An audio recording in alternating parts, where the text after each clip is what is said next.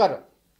ఊరందరికీ పెద్ద మనిషి, తీర్పులు చెప్పేటటువంటి వ్యక్తి సొంత ఇంట్లో వ్యవహారాలకు మాత్రం పనికిరాడు అనేది నానుడి. అదే ఆనవాయితీగా జరుగుతున్నటువంటి పరిస్థితి కనపడుతుంది. పెదరాయుడు సినిమాలో పెదరాయుడుగా అందరి సమస్యలు తీర్చినటువంటి పద్మశ్రీ డాక్టర్ మోహన్ బాబు ఆయన సొంత ఇంటిలో అన్నదమ్ముల మధ్య ఉన్నటువంటి వ్యవహారాన్ని చక్కబెట్టలేకపోతున్నారు అనేది క్లియర్గా కనపడుతుంది. గడిచిన 2 రోజులుగా జరుగుతున్నటువంటి మంచు ఫ్యామిలీలో వివాదాలు మొత్తం పోలీస్ స్టేషన్ నుంచి హాస్పిటల్ దాకా జరిగినటువంటి పరిణామాలు కనుక గమనించినట్లయితే ఈ మంచు ఫ్యామిలీలో తుఫాను రేగుతుంది. అది ఆస్తులకు సంబంధించినటువంటి వ్యవహారం అనేది క్లియర్గా కనపడుతుంది. గడిచిన కొద్ది రోజుల క్రితమే మంచు విష్ణు ఇంటికి వచ్చి మంచు మనోజు స్నేహితుల మీద కానీ ఆయన మీద కూడా దాడి చేశాడు అంటూ కూడా గతంలోనే వైరల్ అయినటువంటి పరిస్థితి వీడియోలో. తాజాగా కనుక గమనించినట్లయితే మోహన్ బాబుకి సంబంధించినటువంటి వ్యక్తులు, శాంతినికేతన్ విద్యా సంస్థలకు సంబంధించినటువంటి వ్యక్తి, అందులో ఉన్నటువంటి వ్యక్తి వారు డైరెక్ట్గా మంచు మనోజ్ మీద దాడికి పాల్పడ్డారు. ఈ దాడికి పాల్పడినటువంటి నేపథ్యంలోనే ఆయన మోహన్ బాబు పోలీస్ స్టేషన్కి అంటే 100కు ఫోన్ చేసి ఈ గొడవ జరుగుతుందని కంప్లైంట్ ఇవ్వటం, దాంట్లో భాగంగా పోలీసులు రావటం, అదేవిధంగా మంచు మనోజు హాస్పిటల్లో జాయిన్ అవ్వటం, హాస్పిటల్లో హైడ్రామా కొనసాగటం, ఆ తర్వాత నార్మల్గానే ఉంది పర్వాలేదు అని చెప్పి ఆ డాక్టర్లు చెప్పడంతో ఆయన ఇంటికి వెళ్ళిపోవటం. ఇదంతా మొత్తం మీడియా అటెన్షన్గా మారిపోయింది. మంచు ఫ్యామిలీలో జరుగుతున్నటువంటి స్వల్ప వివాదాలే భారీ స్థాయిలో మీడియాకి ఎక్కటం జరుగుతుంది. గతంలో కనుక గమనించినట్లయితే మంచు మనోజ్ మీద మంచు విష్ణు వచ్చి దాడి చేశాడు అంటూ ఒక వీడియోలు అయితే కనుక మంచు మనోజే డైరెక్ట్గా రిలీజ్ చేయడం జరిగింది. ఈ వ్యవహారంతోనే అక్కడ ఏం జరుగుతుంది అనేటువంటి అటెన్షన్ అందరిలోనూ నెలకొన్నటువంటి పరిస్థితి కనబడుతుంది. అదేవిధంగా ఆ ఫ్యామిలీలో విభేదాలు ఉన్నాయి అనేది క్లియర్గా కనబడుతుంది. ఇక తాజాగా కనుక గమనించినట్లయితే ఈ ఆస్తులకు సంబంధించి మాత్రమే వివాదాలు జరుగుతున్నాయి అనేది వాళ్ళు చెప్పినా చెప్పకపోయినా కూడా క్లియర్గా అందరికీ అర్థమవుతుంది. అసలు ఒక రకంగా కనుక గమనించినట్లయితే 2 రోజులుగా జరుగుతున్నటువంటి హైడ్రామా నేపథ్యంలో మంచు మనోజ్ కంప్లైంట్ ఇచ్చాడని, అదేవిధంగా మోహన్ బాబు కూడా తన మీద తన భార్య మీద కూడా మంచు మనోజ్ దాడి చేశాడు అంటూ కూడా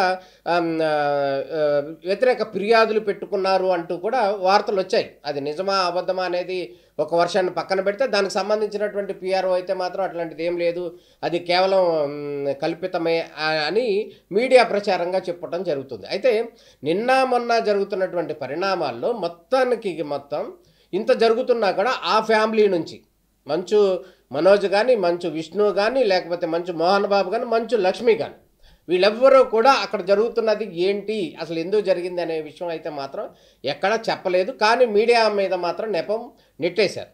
మరి ఏమీ జరగనప్పుడు, ఆయన ఎవరో దాడి చేయనప్పుడు ఆయన మంచు మనోజు హాస్పిటల్కి ఎందుకు వెళ్ళినట్టు? ఒకవేళ గొడవే జరగకపోతే మంచు మోహన్ బాబు పోలీసులకి 100కి ఫోన్ చేసి ఇక్కడ గొడవ జరుగుతుందని ఎందుకు చెప్పినట్టు?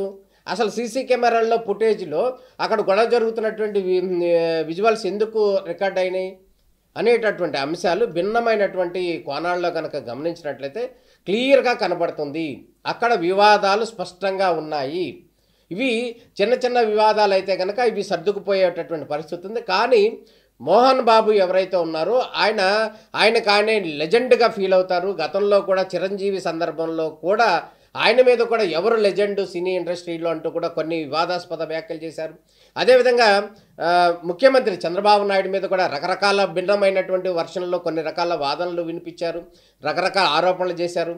అదేవిధంగా మంచు విష్ణు కూడా గతం ముఖ్యమంత్రిగా ఉన్నటువంటి జగన్మోహన్ రెడ్డి తనకు బంధువు అని చెప్పి కూడా అనౌన్స్ చేశారు. అంటే ఇంత పెద్ద స్థాయిలో ఉన్నాము అంటే చెప్తూ పెదరాయుడిగా మాట్లాడుతూ పెదరాయుడిగా సినిమాలు తీసినటువంటి పెదరాయుడిగా ఉన్నటువంటి మోహన్ బాబు ఆయన సొంత వ్యవహారంలో మాత్రం చేయలేకపోతున్నారు, సొంత వ్యవహారాన్ని మాత్రం ఆయన చక్కదిద్దలేకపోతున్నాడు అనే దాంట్లో ఎటువంటి సందేహం లేదు. ఈ మంచు ఫ్యామిలీ యొక్క వివాదాలు ఒక్కసారిగా వచ్చినవి కాదు, ఇవి గతం నుంచే ఉన్నాయి అనటంలో ఎటువంటి సందేహం లేదు. మంచు విష్ణు మీద దాడి చేసేటటువంటి అంశాలు గతంలోనే చూసాం. అదేవిధంగా బ్రాహ్మణులకు సంబంధించి కొన్ని వివాదాస్పద వ్యాఖ్యలు చేసిన నేపథ్యంలో వారు వచ్చి నిరసన తెలియజేసే సందర్భంలో వారి మీద కూడా మంచు ఫ్యామిలీ దాడులు చేశారు అనేది క్లియర్గా కూడా జరిగినటువంటి విషయం గతంలోనే. అంటే మంచు ఫ్యామిలీ అనేది వివాదాలకు కేరాఫ్గా మారిపోయినటువంటి పరిస్థితి కనపడుతుంది.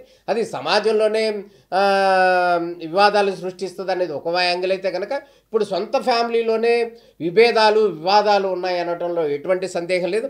మళ్ళీ తాజాగా కనుక గమనించినట్లయితే తప్పు మాది కాదు, తప్పు అంతా మీడియాదే అన్నట్టుగా మీడియా మీద నెట్టేయటం అనేటటువంటి అంశం ఏదైతే ఉందో అది చాలా చర్చాంశనీయంగా మారిన పరిస్థితి.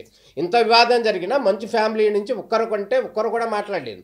కానీ ఎవరో పిఆర్ఓ కూడా ఆఫ్ ద రికార్డు ఇదేది జరగలేదు, అది ఇది అని మంచు ఫ్యామిలీ పిఆర్ఓ మంచు ఫ్యామిలీకి అనుకూలంగానే చెప్తాడు కానీ వ్యతిరేకంగా చెప్పడు కదా.